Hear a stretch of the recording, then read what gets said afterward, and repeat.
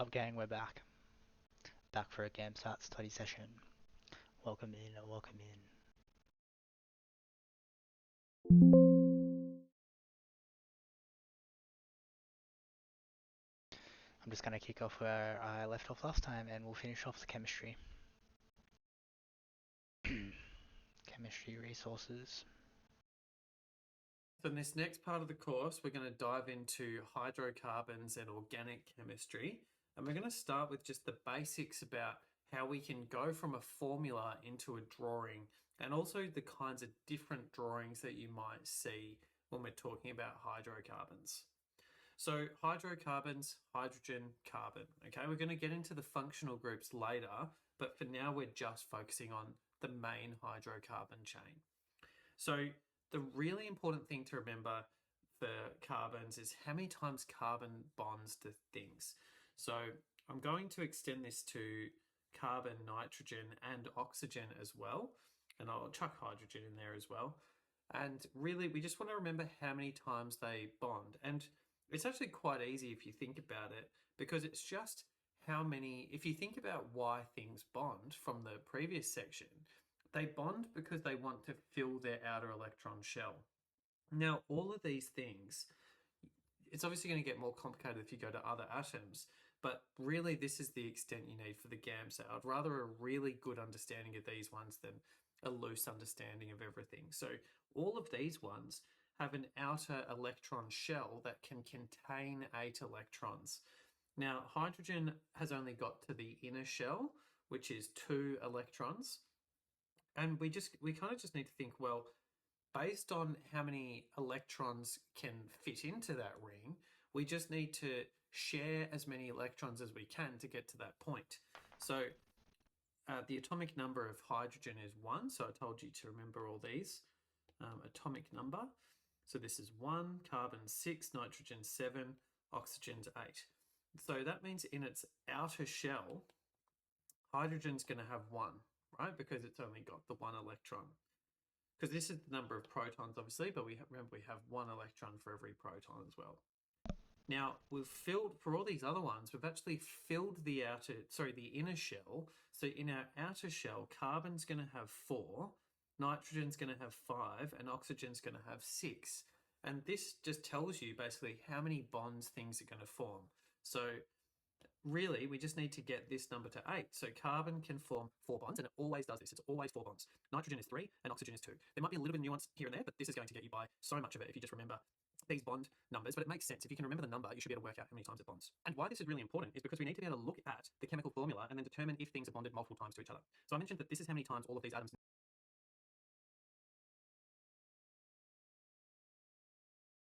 Hydrogen, carbon, carbon, hydrogen.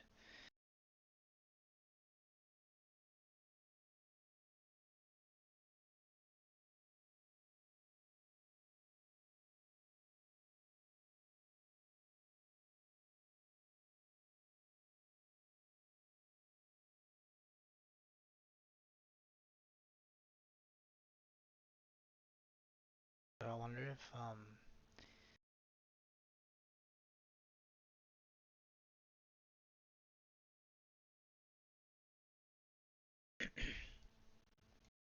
wonder if these two hydrogens can share, because that's carbon has 6, 8. No, then he has 4 valence electrons.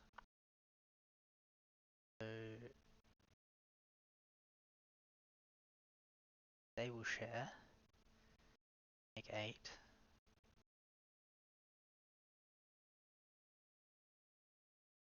The hydrogens will Need to do. bond. And if they're not bonded to that many things, then it means that they have to be double bonded to something. So things can bond to each other multiple times if the other thing allows it. So you could have, a triple bond between carbon atoms, for example, and that would give 3 to each of them. They're each bonded to the carbon 3 times. So if we look at this molecule here, we can see that each of them are bonded to hydrogen, which is great, but we know that hydrogen only forms 1 bond. So we know that there's a single bond from each of those hydrogen to the carbon, and that means that each of these have 1, but to satisfy the 4, there needs to be a triple bond in here. Okay, so that would be 2, 3, and 4 for each of those atoms. So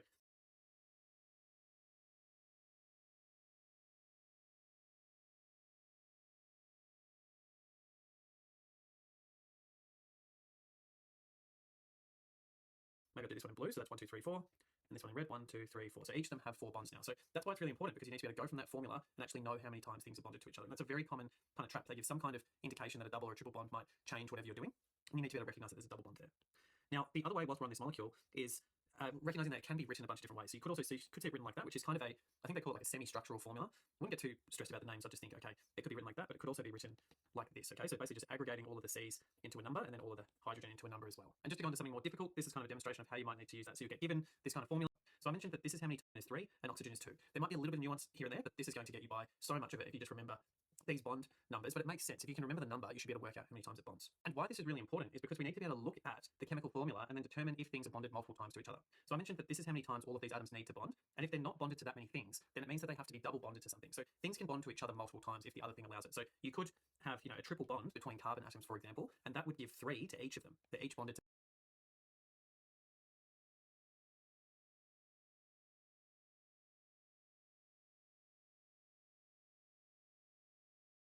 the carbon 3 times. So if we look at this molecule here, 3 times. So if we look at they're each bonded to the carbon 3 times. So if we look at this molecule here, we can see that each of them are bonded to hydrogen, which is great, but we know that hydrogen only forms one bond. So we know that there's a single bond from each of those hydrogen to the carbon, and that means that each of these have 1, but to satisfy the 4, there needs to be a triple bond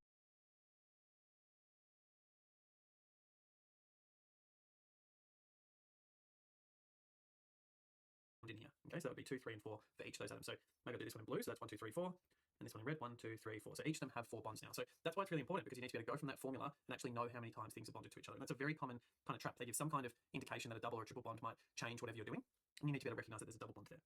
Now, the other way, whilst we're on this molecule, is recognizing that it can be written a bunch of different ways. So you could also see it written like that, which is kind of I think they call it like a semi-structural formula. I wouldn't get too stressed about the names. I just think, okay, it could be written like that, but it could also be written like this, okay? So basically just aggregating all of the C's into a number and then all of the hydrogen into a number as well. And just to go into something more difficult, this is kind of a demonstration of how you might need to use that. So you get given this kind of formula and you'll need to know what's bonded to what. So the way I do it is just work through systematically from one side to the next and just try to go with the hydrogen's a really good one, because we know that hydrogen only bonds one time. So that kind of reduces the number of possibilities. There's no double bonding that's possible, for example. So I would just start on the left-hand side here. And I know the hydrogen can't be bonded together, because if you did have the hydrogen bonded together, they wouldn't be part of this molecule. And if they're in this formula, they have to be part of that molecule. So I would know that we'd have 3 hydrogen here, which are all bonded to this carbon. And then I think, okay, great, so that's all of these hydrogen done. They've all formed their 1 bond, and this carbon has formed 3 bonds, 1 to each of those hydrogen. So that means I only have 1 left, because carbon can and must form 4 bonds. So it means we have a single bond to the next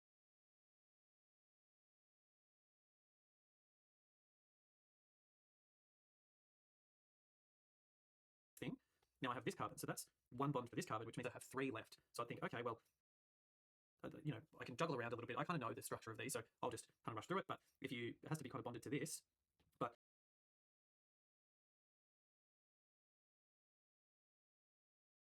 we know it can't be just bonded to the oxygen, because then what else is it formed to? It's just going to have all these oxygen like that. So you'll encounter a little bit of difficulty, and then you just need to try different combinations. So you end up realizing that it has to be double bonded to one of these oxygen, which is 2 and 3, and then bonded another time to the next oxygen. And that's also so we can fulfill the 2 bonds for each oxygen. So you really just need to go through and make sure that every atom is getting the number of bonds that it needs. If we continue on, this oxygen now has 1 bond, so it needs 1 more.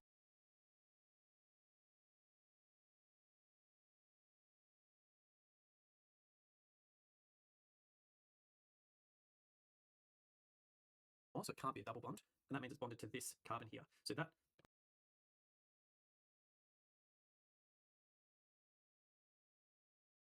oxygen's now done, and you just kind of systematically work through. So now we're at this carbon, which has 1, which also has this hydrogen, so that's a nice easy one. This hydrogen only ever has 1 bond, and that means we know that we're bonded to the next thing, and that has to be a double bond to that nitrogen to satisfy the 1, 2, 3, 4 bonds for that carbon atom. And then the last thing is just we've got this nitrogen, which has 2 bonds, and we're going to get a 3rd one to that hydrogen, and that also satisfies that hydrogen as well. So that's how I would work through knowing what's bonded to what and how many times it's bonded to everything. It's just working through systematically and just trying all the combinations, because there's only going to be one way that all of those molecules go together.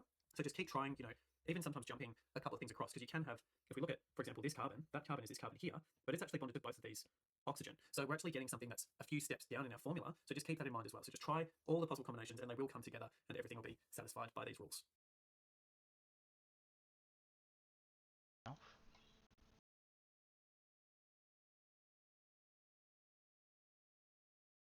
Okay, so let's crack on with our organic chemistry and get more into the functional groups and actually naming these hydrocarbons. So I've written out an example of a hydrocarbon, so 2-methylpropanoic acid, and I've just kind of highlighted the general structure that these names are going to have. So you're going to have all these extra groups, a prefix, which is the longest hydrocarbon chain, and then the suffix, which is the functional group. So we're going to go through all of this, so don't worry, but that's just to give you an idea of where we're going. So we'll start with kind of the prefix part, so that bit in the middle, and that's the longest hydrocarbon chain. So a hydrocarbon chain is something like this. So it's just a chain of carbons which are then saturated with hydrogen. So that just means all of the bonds, remember carbon forms 4 bonds, all of the bonds that are possible with carbon are either carbon or hydrogen. No funny business, and this would be the longest hydrocarbon chain. Now, really, you only need to remember a few different groups. So we have methyl, ethyl, propyl,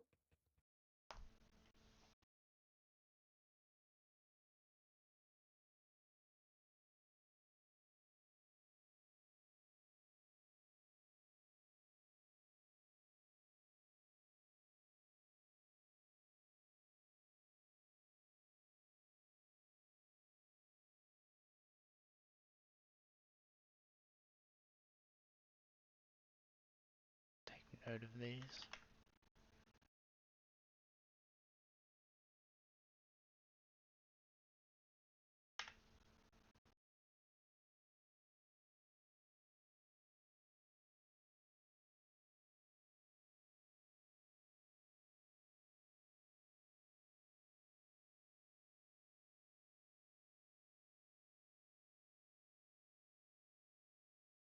butyl, pentyl. I'm going to remove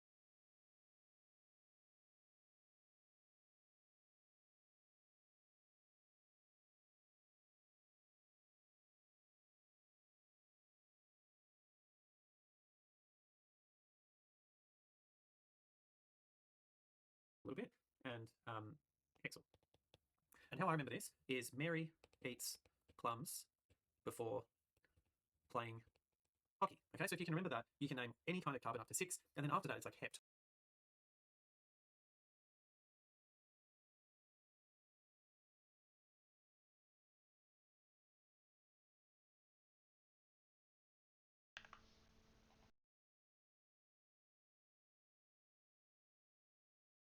Oct, non, dec, or something like that. So it doesn't happen very often, but you can probably figure it out by the prefix. But I find it's just the first, really just the first 4 that are a little bit confusing. And this just helped me remember that. So for this hydrocarbon, we've got 1, 2, 3 continuous hydrocarbons. So this would be a propyl. So if you look back at our prefix, it's not a direct kind of, it's not propylanoic acid. You kind of drop the YL and then just keep that as a suffix. So we've got propanoic acid. So that means we've got a 3-carbon longest hydrocarbon chain. And we'll get into what the rest of it means soon. But that's how you can go and get the longest hydrocarbon chain. You can actually see it written in a few different ways. So we can see it written like how we had with our last one in this kind of semi-structural drawing, something like that. So just kind of putting all the groups together, or even, aggregating that into a C3 page 8. So that's kind of what we covered last time. But I think the most common way you'll see it is written like this, okay, which is just, and that's how I like drawing it as well. It just makes it a bit quicker. And basically each of these little vertices of that line represents one of these carbon atoms. So what we've got here is just the exact same molecules we've drawn there.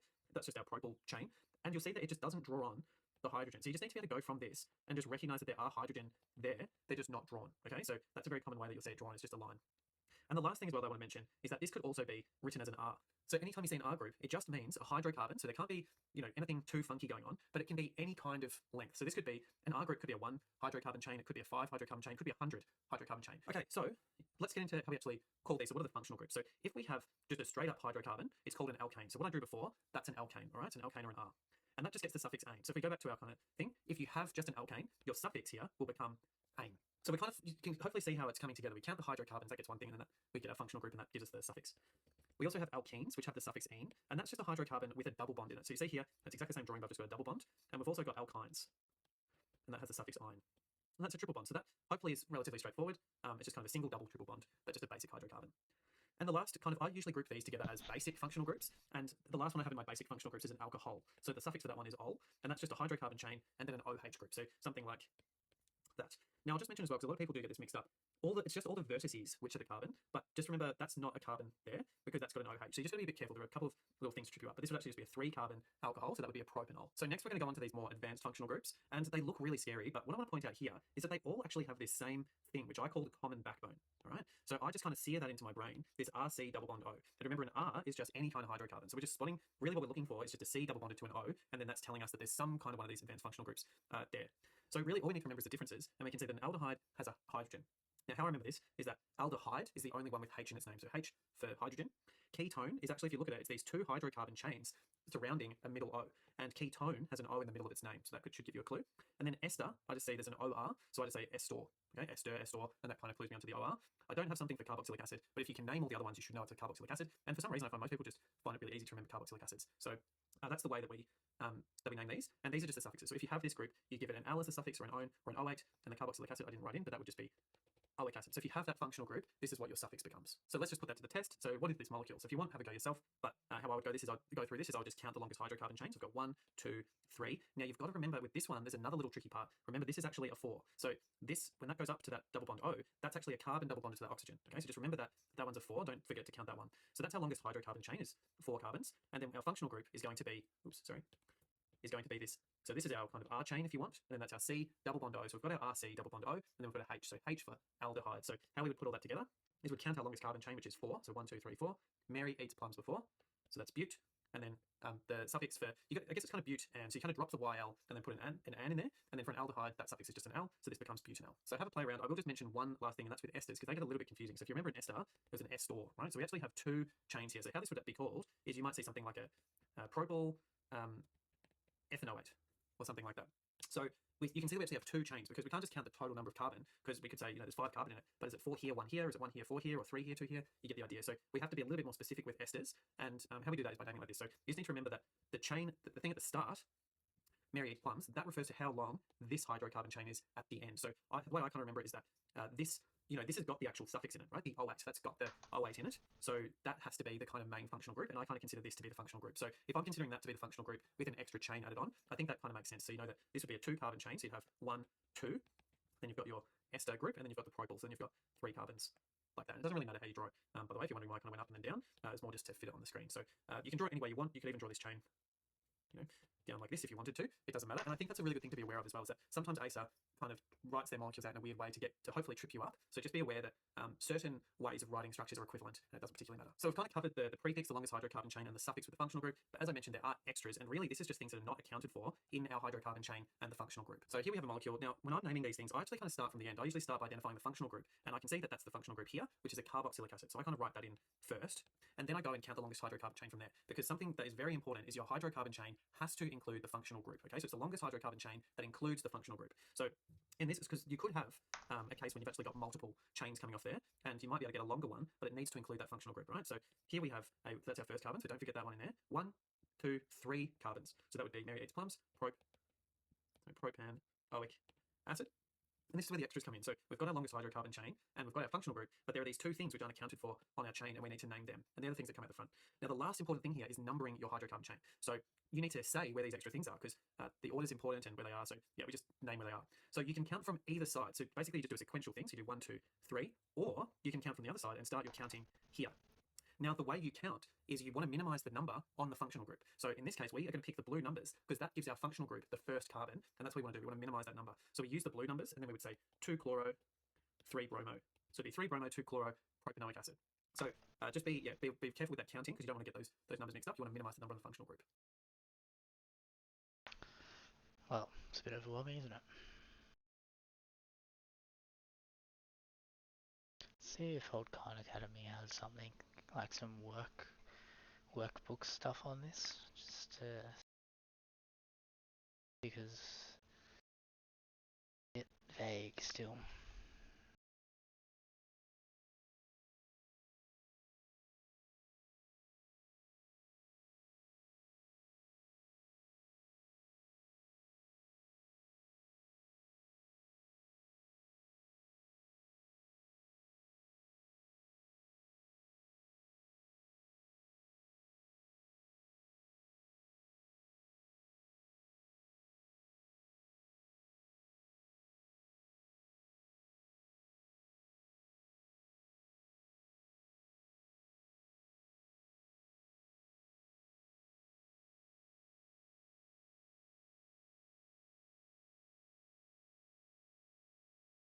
the one thing that's probably causes some of the most pain in chemistry and in organic chemistry in particular is just the notation and the nomenclature, the naming that we use. And what I want to do here in this video, and really the next few videos, is to just make sure we have a firm grounding in the notation and in the nomenclature, or how we name things, and then everything else will hopefully not be too difficult. So just to start off, and this is really a little bit of review of regular chemistry. If I just have a chain of carbons, then organic chemistry is dealing with chains of carbons. So let me just draw a one carbon chain. So it's really kind of ridiculous to call it a chain. But if we have one carbon over here, and it has 4 valence electrons, it wants to get to 8. That's the magic number we learned in just regular chemistry for all molecules. That's the stable valence structure, I guess you could say. So it would, if it a good partner to bond with is hydrogen, because it has 4 valence electrons, and then hydrogen has 1 valence electron, so they can each share an electron with each other. They can each share an electron with each other, and then they both look pretty happy. I said 8's the magic number for everybody except for hydrogen and helium. Both of them are happy because they are only trying to they're only trying to fill their 1s orbital. So the magic number for those two guys is 2. So all the hydrogens now feel like they have 2 electrons. The carbon feels like it has 8. Now there's several ways to write this. You can write it just like this, and you can see the electrons explicitly, or you can draw little lines here. So I can also write this exact molecule, which is methane, and we'll talk a little bit more about why it's called methane later in this video. I can write this exact structure like this: a carbon bonded to 4 hydrogens, bonded to 4 hydrogens. And the way that I've written these bonds right here, you can imagine that each of these bonds consists of 2 I remember these having like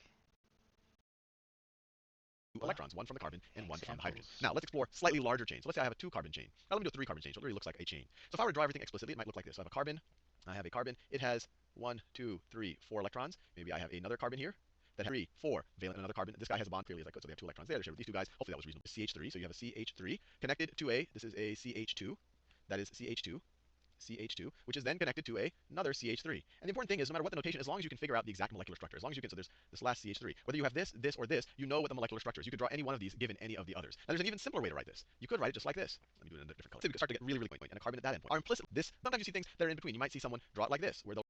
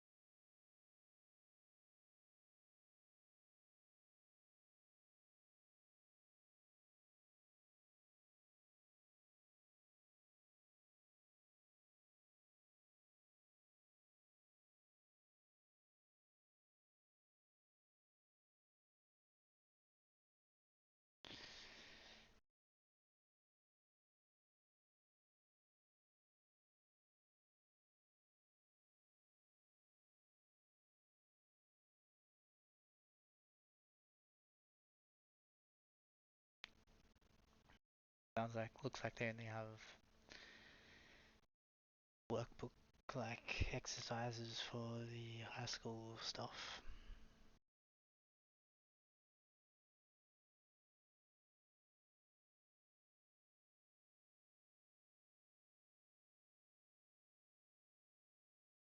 In this next one, I'm going to just go through a little bit briefly about isomers.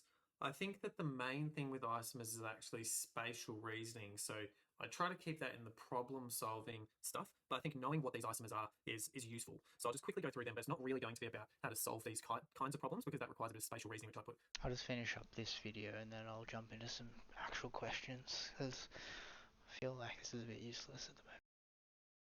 More in the problem solving stuff. But anyway, we can briefly go through what the types of isomers are. So the structural isomers, these are just things which have the same atoms in them, but they have a different structure. Makes sense, right? So we can say we could have the 4 carbons all bonded together in like a square, or you could have them in a straight line. That would be an example of a structural isomer. Another one you can have is a substituted isomer. So what this refers to is if you have a molecule and you substitute one of those groups, if you substituted one of the other groups, what ones are the same? So what I mean by that is, like, let's say we substituted one of these hydrogen with a chlorine. Would that be the same as any of the other groups? And the answer would be yes, because if you had a chlorine here, then that's going to be the same as the red one if you think about it, because I could just turn this down to where that red one is. So this is getting into the spatial reasoning space again, but if you see something about substitute isomers, it means you need to substitute some of the groups. Basically, you need to substitute all of the groups individually and then test to see which ones are the same. And that's going to, again, be kind of more in that spatial reasoning realm to see which configurations are actually the same. And the last one is stereoisomers. So I didn't want to draw a picture out because a lot of the time you'll see things with people's hands and they're like, you can't overlay your hands, and that just never really worked for me. I think it's far better to think of them like objects. So I just thought a book is quite an easy example.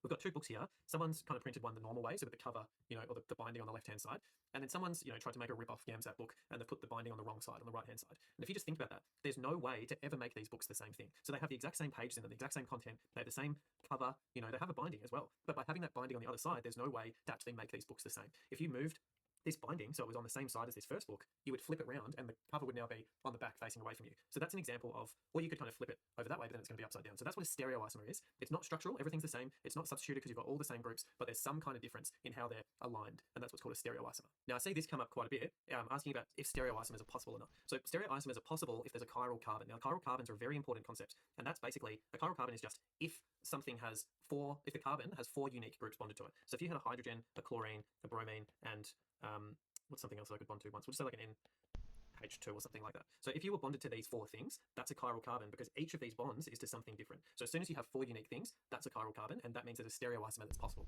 And I think that's what you really need to know about if stereoisomers are possible or not. But there are a lot of questions about chiral carbons. So be very comfortable with determining if something is chiral or not. Now, there's a few just kind of tricks you can see. So if something's bound to 2 of the same thing, for example, it's bound to 2 hydrogen, it can't be chiral because 2 of the things it's bonded to are the same, so you can't have 4 unique groups. And similarly, if you had that carbon double bonded to an oxygen, that also can't be chiral because you've got 2 bonds to that oxygen, so you can't have 4 unique groups because you can't have 4 groups. You're only going to have 3 groups because you're bonded to something twice. And just the last little thing on chiral carbons, if you're bonded to the same atom, so we can see here that this carbon is bonded to carbon in both directions, that means you just go on to the next thing. So in this first case, we've got the carbon is going to be bound to a hydrogen, and in this case, we can see that we're bonded to an oxygen. And if you want to, you can kind of say, well, let's even just say that it's bonded to that hydrogen.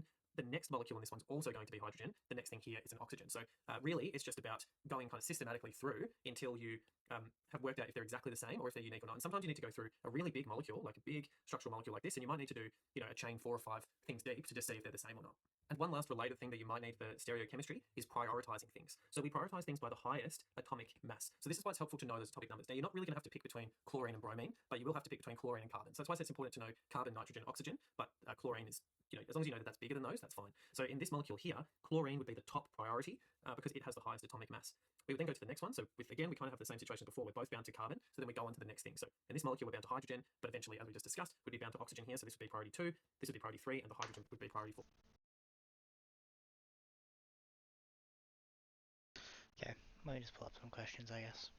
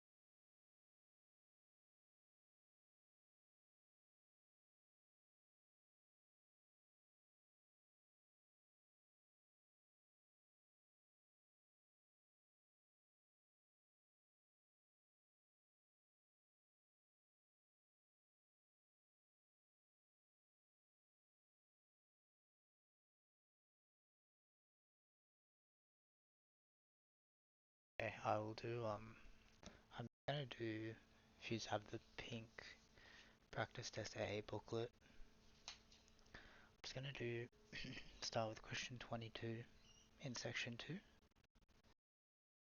Sorry, section 3.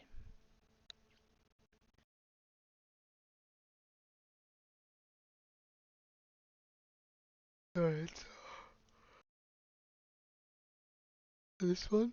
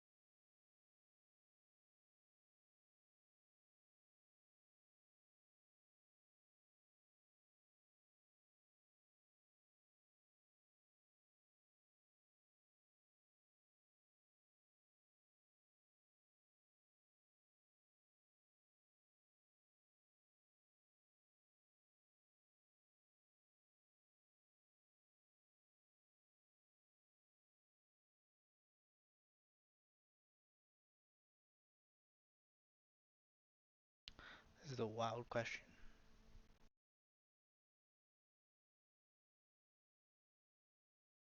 Still trying to define the question to begin with.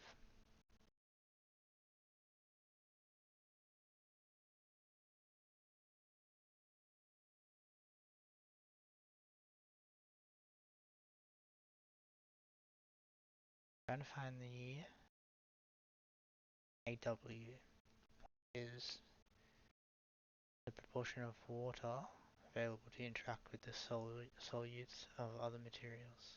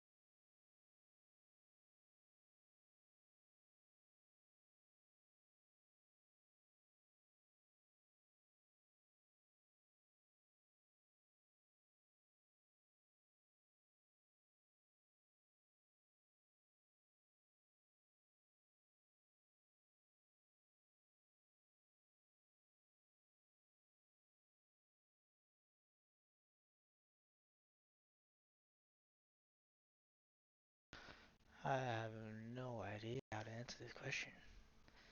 I'm just gonna put down A. So A is at least. So the question is a food product with a MFSL, a mold-free shelf life of no more than 1 day, has a AW, is a portion of water available to interact with solids of other materials, of, and I'm going to put at least 0.5.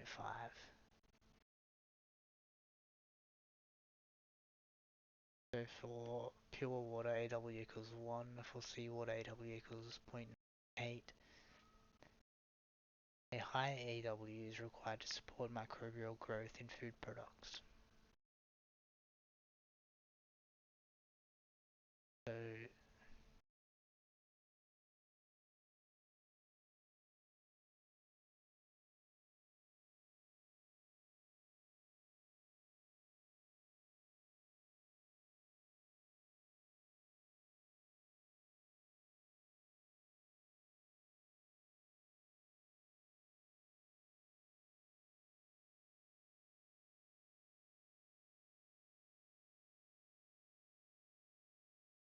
So let's say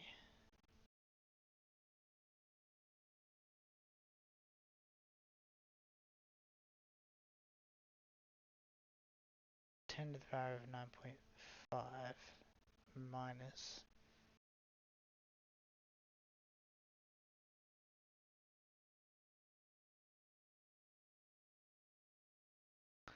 oh, okay, kind of seeing something.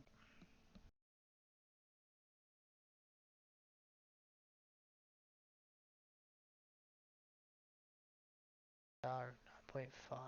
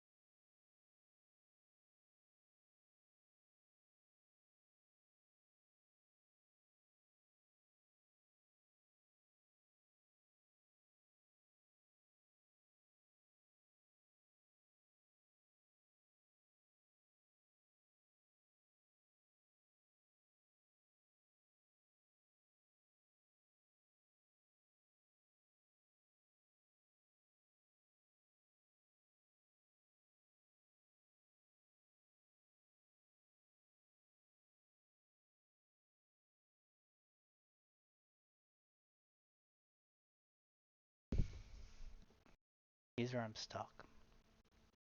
So if I go, if I do the equation, 10 to the power of 9.5 minus 10 times the AW. So if I plug in 9.595 W, that gives me 10 times 0.95, 9.5. Then 9.5 minus 9.5 AW give me 10. So 10 days. All free shelf life 10 days.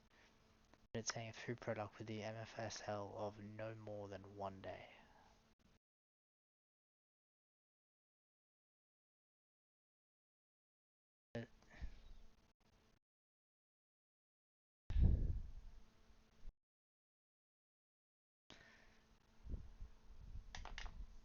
But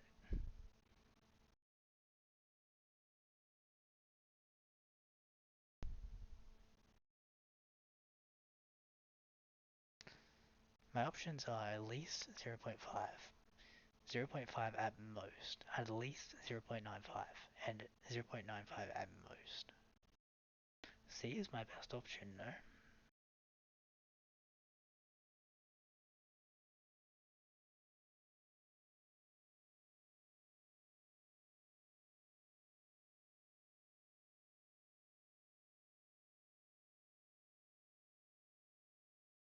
I'm gonna check it before I do any other of the other related questions. Two.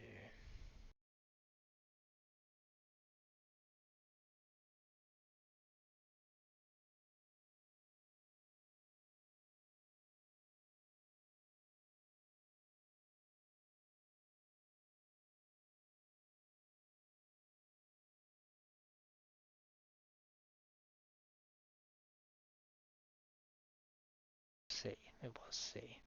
It's so weird though.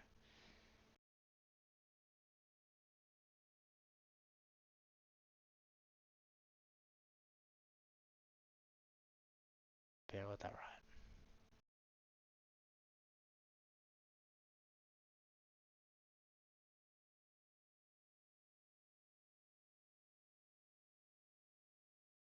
Okay, 23.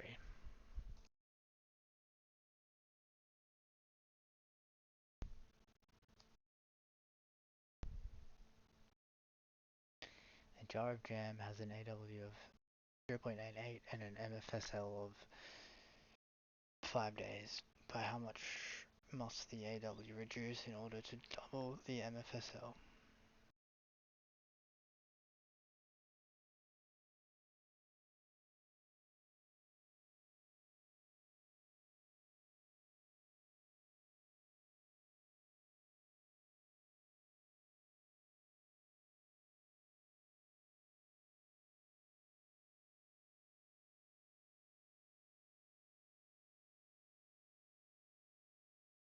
I have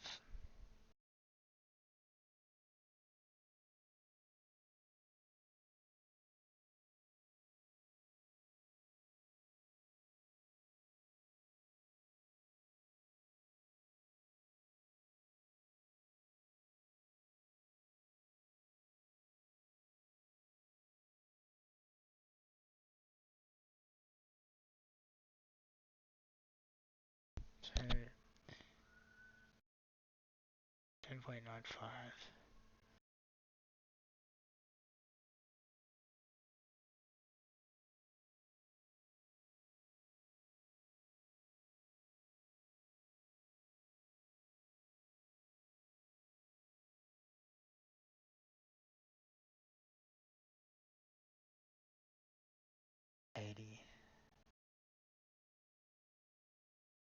88.8.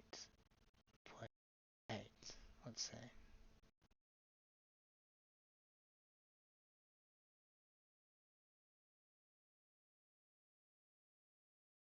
8.8. 9.5 minus 8.8.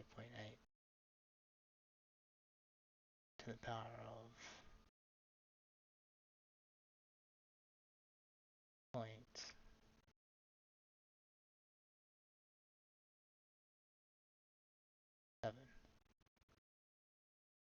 10 to the power of 1.7. So what does that give me?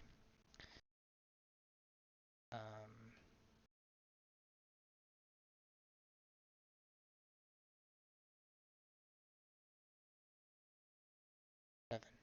So it's what, 17 days?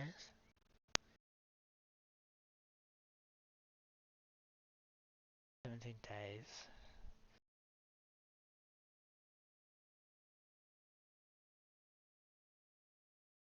There's 5 days, I guess. There's more information that I just don't need or have at the moment, so 5 days. How much must AW reduce in order to double the FSL?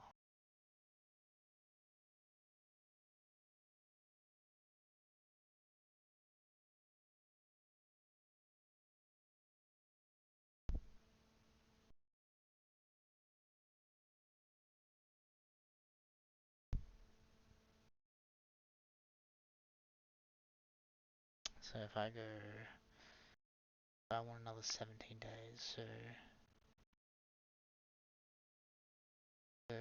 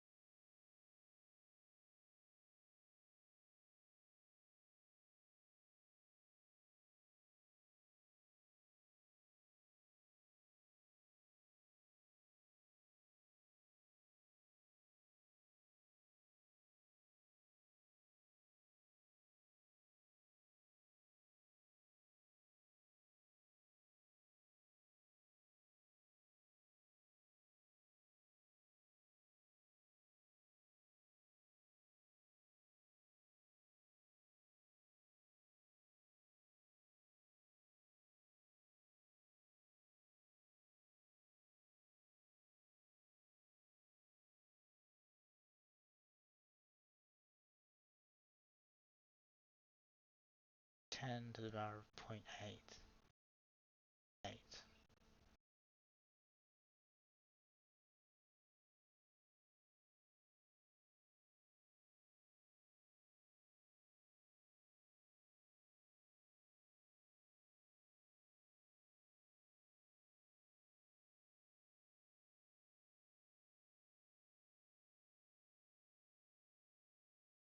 Oh no, I messed up, whoops. Whoops. 10 times 87 is 870. Oops.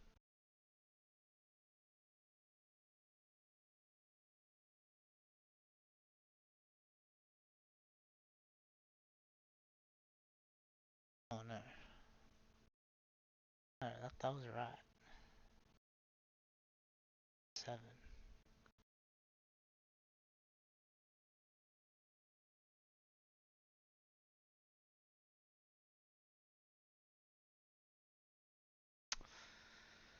Oh.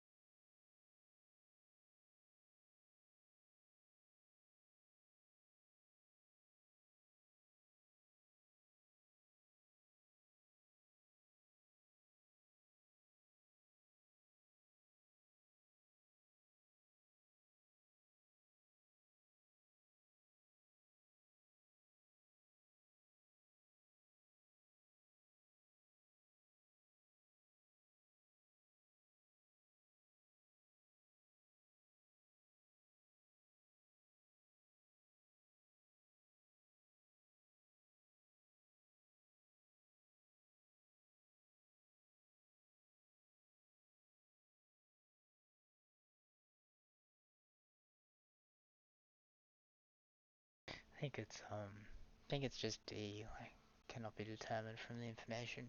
It's because if you reduce the AW, it's going to decrease the MFSL. So let's check that.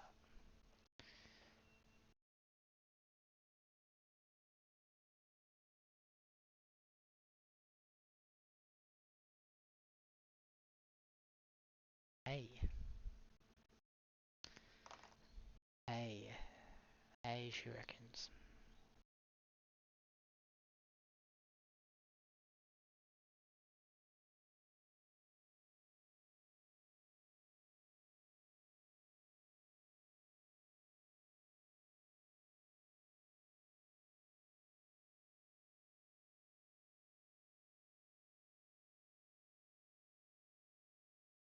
-9.5 minus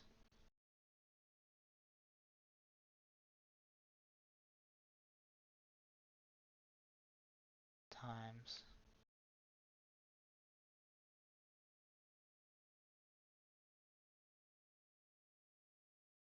8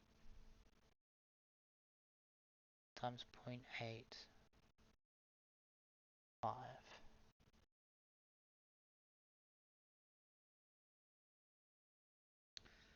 So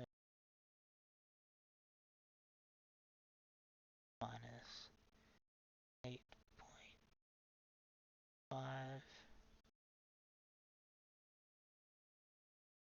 to the power of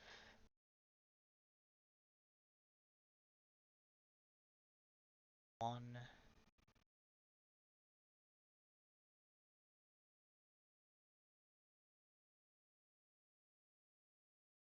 10. No, 10 times 10, 100.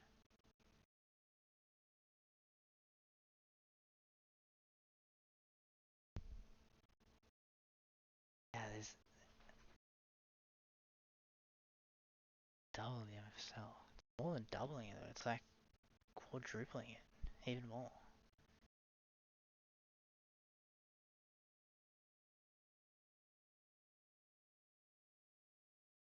Question, let me bring out old ChatGPT.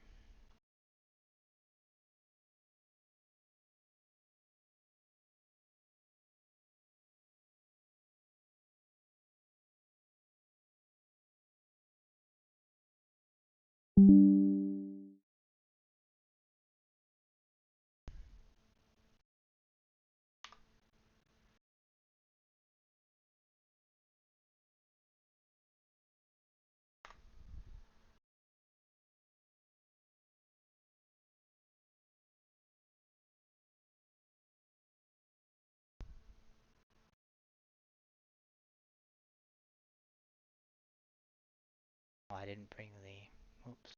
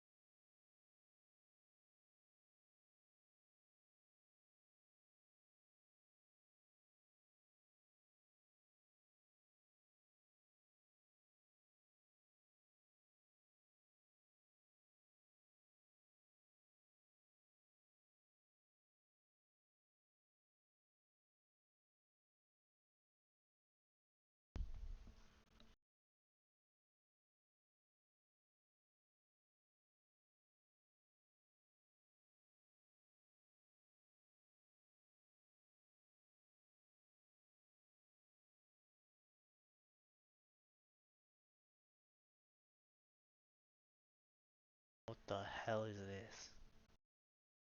That is the wackest thing I've ever seen.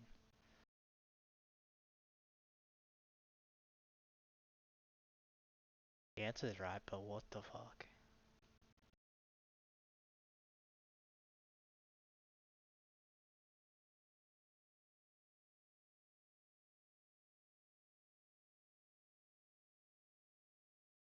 See how he does it.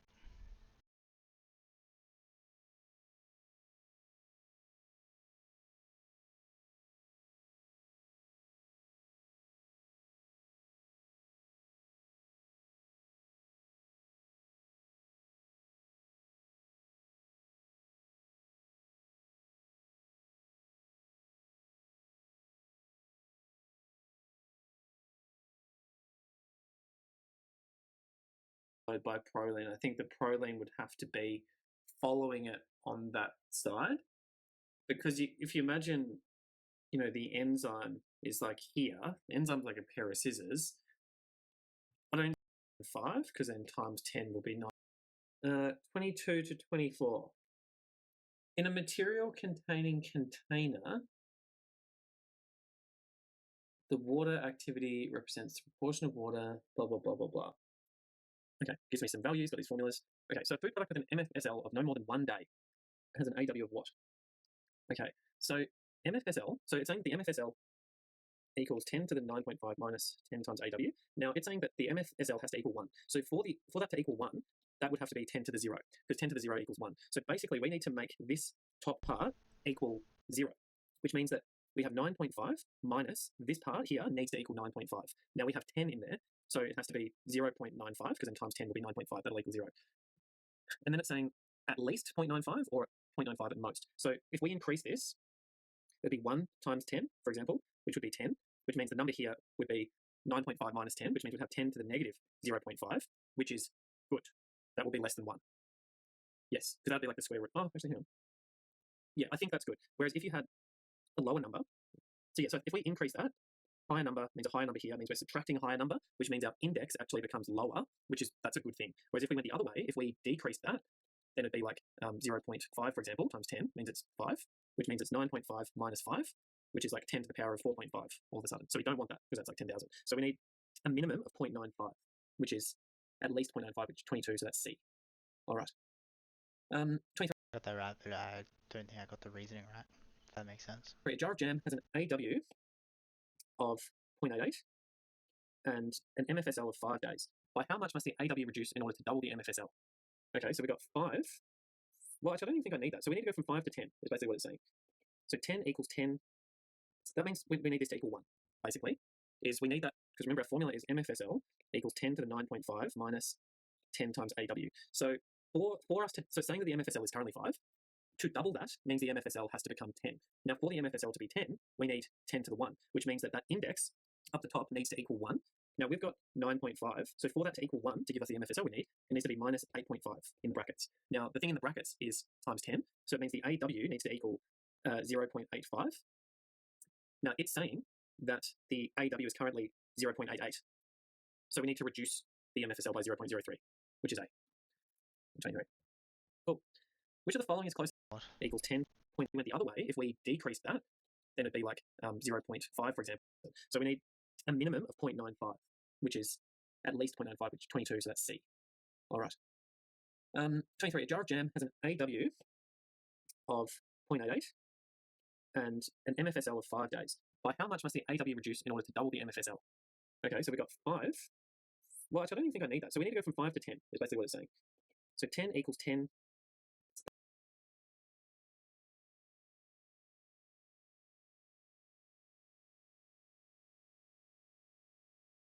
That means we need this to equal 1, basically.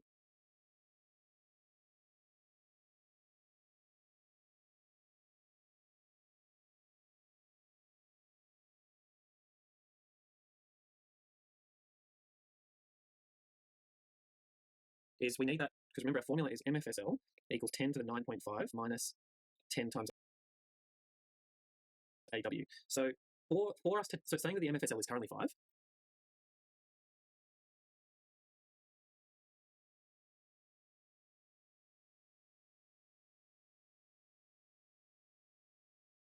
to double that means the MFSL has to become 10. Now, for the MFSL to be 10, we need 10 to the 1, which means that Why? that index up the top needs to equal 1. Now, we've got 9.5. So for that to equal 1 to give us the MFSL we need, it needs to be minus 8.5 in the brackets. I did that.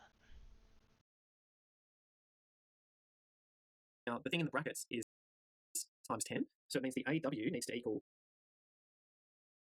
0.85. Oh. I did 10 to the power of 1 is 100. Idiot. Now, it's saying that the AW is currently 0.88. So we need to reduce the MFSL by 0.03, which is 8. Cool. Which of the following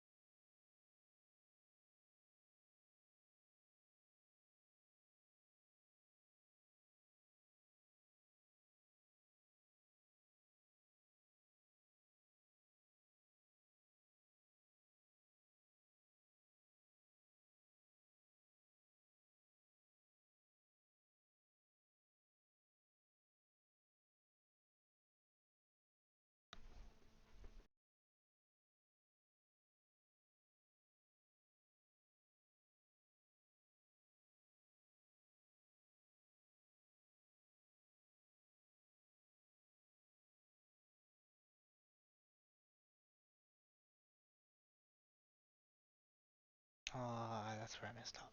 Hang on. 10 to the power of 9.5 minus 8.8 equals 10 to equals 0.7. That equals what? 7.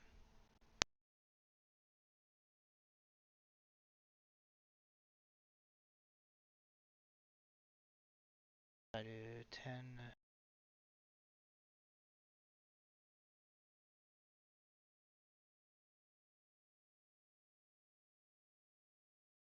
to the power of 9.5 minus 8.7 equals 10 to the 0.8. So 0.1 is too small to double it.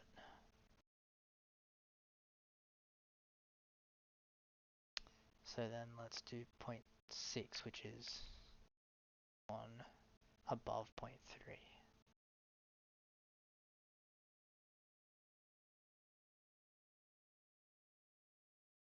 To 10, 9.5 minus 10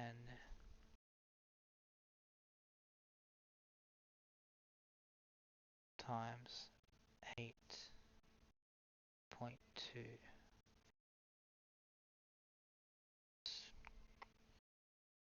8.2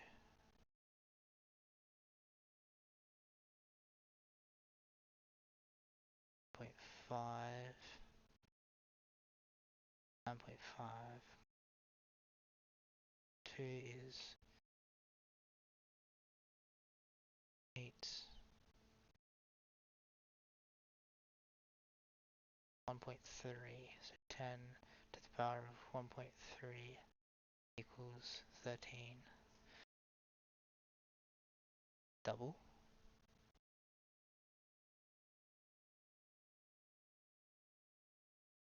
Why isn't it?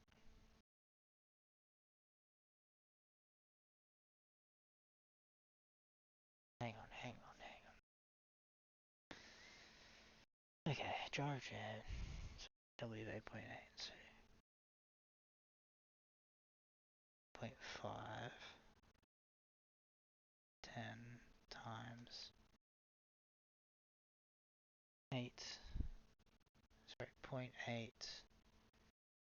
0.85. Just say that can equal 8.5.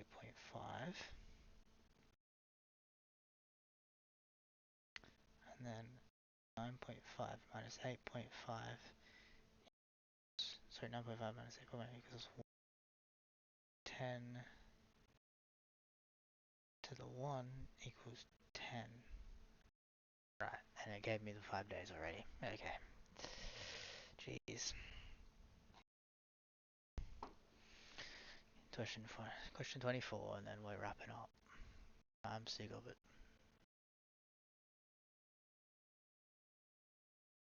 So the following is closest.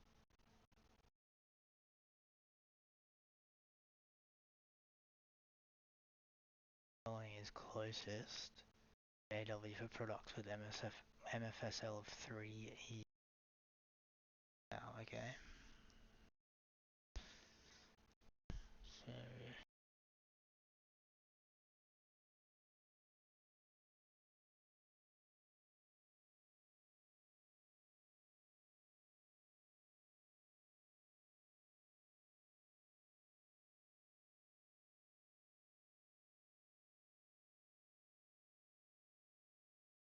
So how many days in 3 years?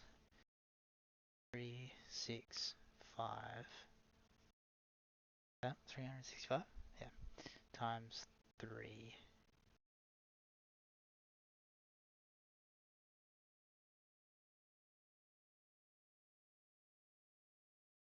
3. So 9.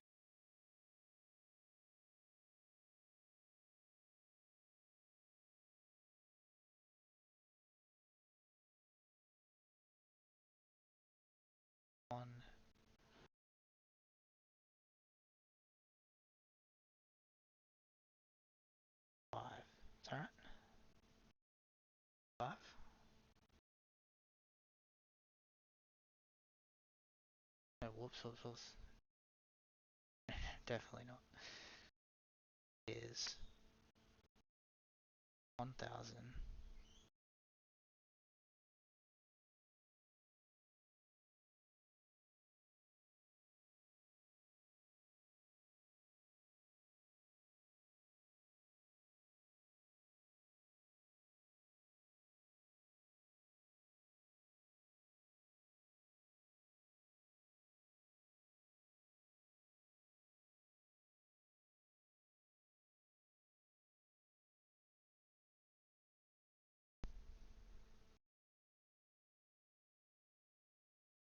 So it is 1,095.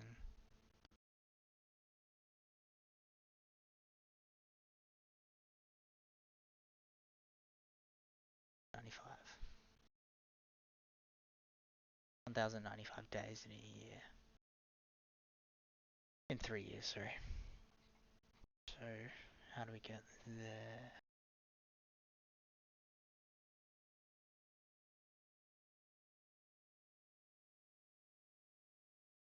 N 0.5 minus 10 times, I don't know, let's just start with 4. 5.45.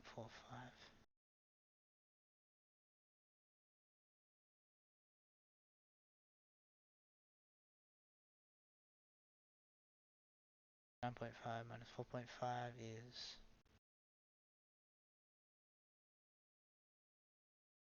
5. 10 to the 5.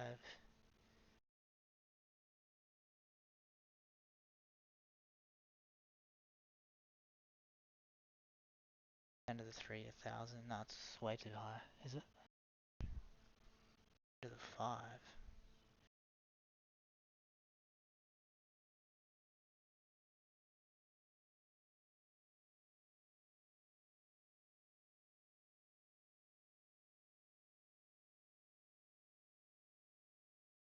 I'd love to know how to do the decimal thing.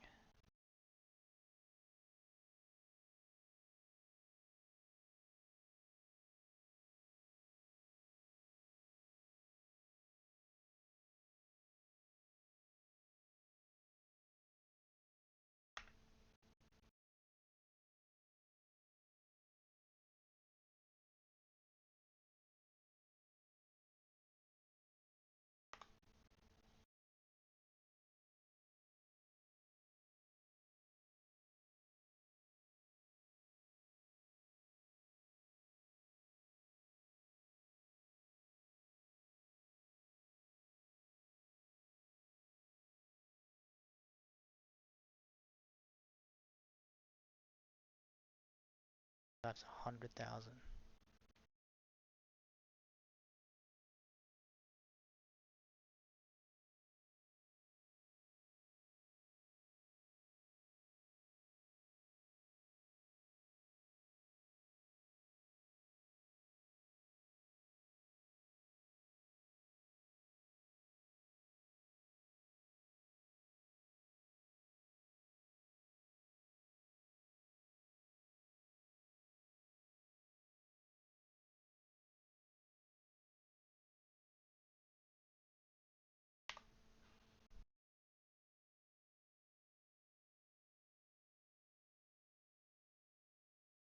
I just want to find out if I can just like 10 to the power of 5, just go 5, so it's got 6 zeros or whatever.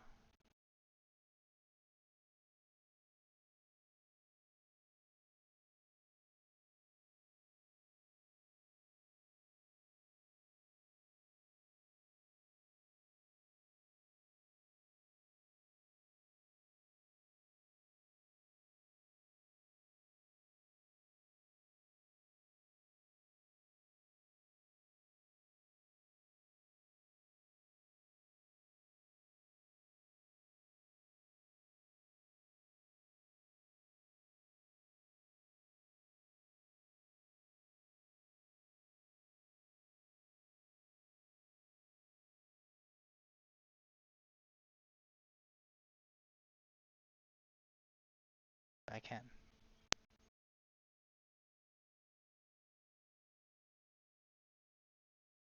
And the 5 has side 0.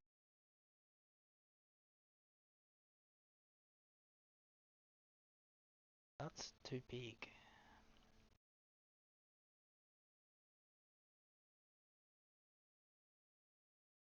Thousand days.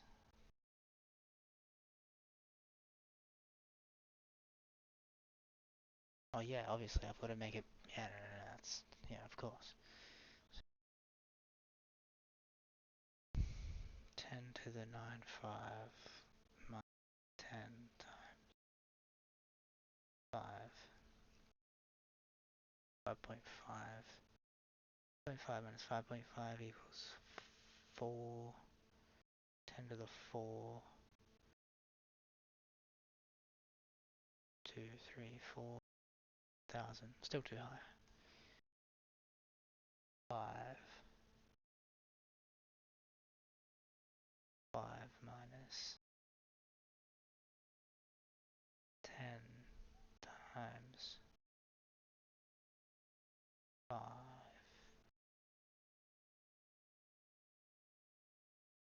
6.5 9.5 minus 6.5 equals 3 10 to the 3,000. That's close enough.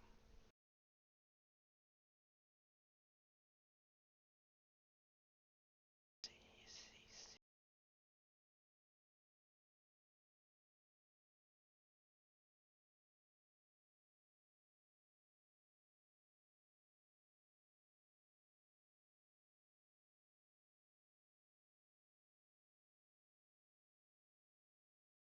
24. C. Yes. Alright.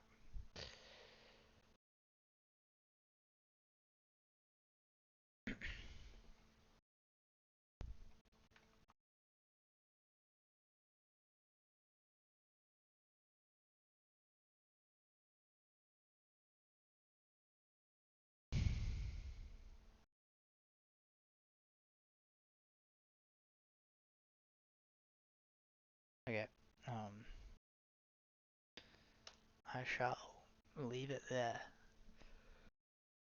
And then next time we'll finish off that chemistry section and go back and do some worked questions. Alright, sounds good. See you in the next people.